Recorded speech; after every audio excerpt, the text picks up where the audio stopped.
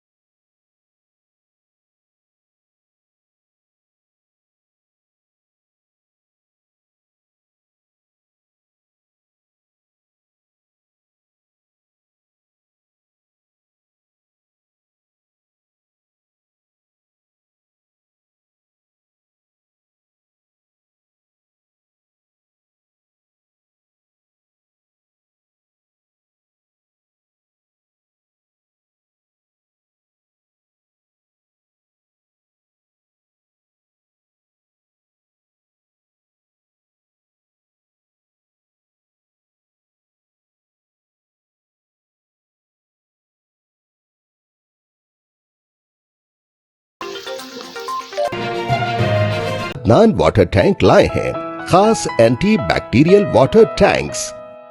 इसके 4 लेयर जो आपके टैंक को रखे 100% यूवी प्रोटेक्शन, जो टैंक में बैक्टीरिया पनपने न दे, जिससे आपको मिले शुद्ध पानी हमेशा।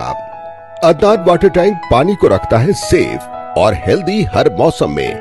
अदनान वाटर टैंक्स ने प्रदूषण और जरासीम से पानी को बचाने के लिए थ्रेडिंग लॉक लिड सिस्टम की शुरुआत की है।